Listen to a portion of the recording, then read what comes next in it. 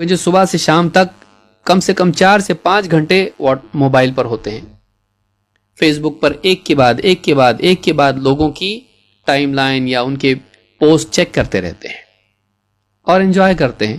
نہ ان کے علم میں اضافہ ہوتا ہے، نہ واقعی کوئی زندگی میں تبدیلی آتی ہے. وقت نکلتا چلا جاتا ہے.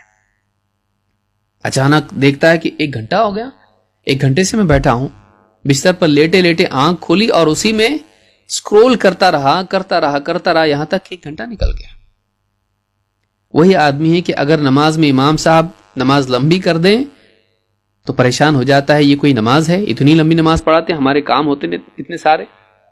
لیکن وہی آدمی ہے جو موبائل فون پر اتنا زیادہ وقت اتنا دیتا ہے اس کو، اور ذرا بھی اس کو احساس نہیں ہوتا کہ میں نے کتنا وقت ایسے کام میں لگا دیا جس کا واقعی میری زندگی میں کوئی فائدہ نہیں ہے. کس کی زندگی میں کیا ہو گیا، مجھ کو اس سے کیا لینا دینا؟ نہ کوئی علمی ترقی، نہ کوئی تجارتی معاملہ میرا اس کے ساتھ جڑا ہوا ہے، نہ کوئی اور معاملہ جڑا ہوا ہے، نہ میں اس میں کچھ کر سکتا ہوں. بس ایک تجسس ہوتا ہے، ایک کیوریوسٹی ہوتی ہے، ایک نئی چیز دیکھنے جاننے کا شوق انسان کے اندر ہوتا ہے، اور یہی شوق زندگی بھر سالوں سال اس کو دیوانہ بنائے رکھتا ہے. موبائل فون کو چھوڑنے کے لیے تیار نہیں ہوتا، سوشل میڈیا سے کٹنے کے لیے تیار نہیں ہوتا. یہ جو وقت ہم ضائع کر رہے ہیں، قیامت کے دن یہ اللہ نہ کرے ہمارے لیے حسرت کا سبب نہ بن جائے. اللہ تعالیٰ قرآن کریم میں فرماتا ہے کفار کے بارے میں، جہنمیوں کے بارے میں، وَهُمْ يَصْطَرِخُونَ فِيهَا رَبَّنَا أَخْرِجْنَا نَعْمَلْ صَالِحًا غَيْرَ الَّذِي كُنَّا نَعْمَلْ. جہنم میں جہنمی چیخیں گے، چلائیں گے، کیا کہیں گے؟ رَبَّنَا أَخْرِجْنَا نَعْمَلْ صَالِحًا غَيْرَ الَّذِي كُنَّا نَعْمَلْ. اے ہمارے رب، ہم کو اس جہنم سے نکال دے.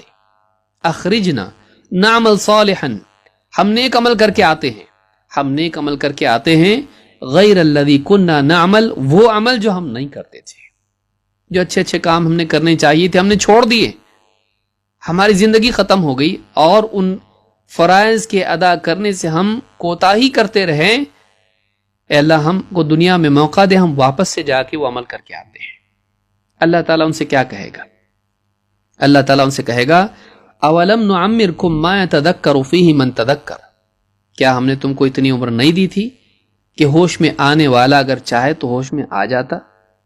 نصیحت ماننے والا اگر ارادہ کر لیتا تو نصیحت فائدہ پہنچاتی. اولم نعمرکم ما یتذکر فیہ من تذکر وجاءکم النذیر. اتنا ہی نہیں بلکہ تمہارے پاس ڈرانے والے، خبردار کرنے والے، جگانے والے نبی، رسول، دعات، علماء آئے. وجاءکم النذیر، بلکہ بڑھاپا تم کو آیا پھر بھی نہیں جاگا. فذوقوا فما للظالمین من نصیر. تو اب چکھو، ظالموں کا اب کوئی مددگار نہیں. اس آیت میں یہ بات معلوم ہوتی ہے، سورہ فاطر کی آیت نمبر 37 ہے. اس آیت سے یہ بات معلوم ہوتی ہے کہ قیامت کے دن انسان اللہ تعالیٰ سے دوسرا موقع مانگے گا، لیکن اس موقع کے مانگنے والے کو اللہ تعالیٰ ڈانٹ کے کیا کہے گا؟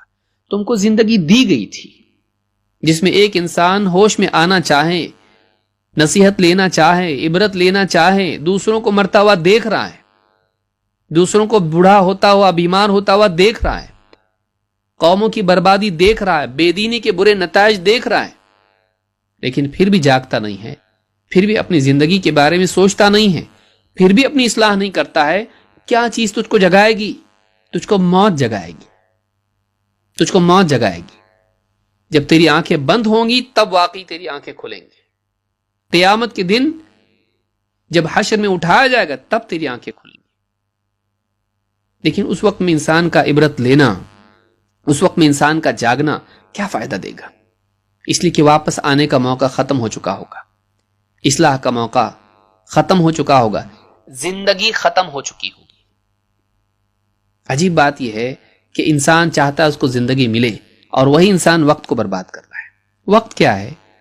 وقت ہی تو زندگی ہے. یہ جو ہمارا وقت ہے، ایک ایک دن، ایک ایک گھنٹہ کر کے جو ہفتے، مہینے نکل رہے ہیں، یہی تو زندگی. اور زندگی کیا چیز ہے؟ زندگی انہی چھوٹے چھوٹے وقت کے ٹکڑوں کا نام ہے جس کو جوڑا جائے تو پوری زندگی بنتی ہے. ہم ان ٹکڑوں کو ضائع کر رہے ہیں کا مطلب اپنی زندگی کو ضائع کر رہے ہیں.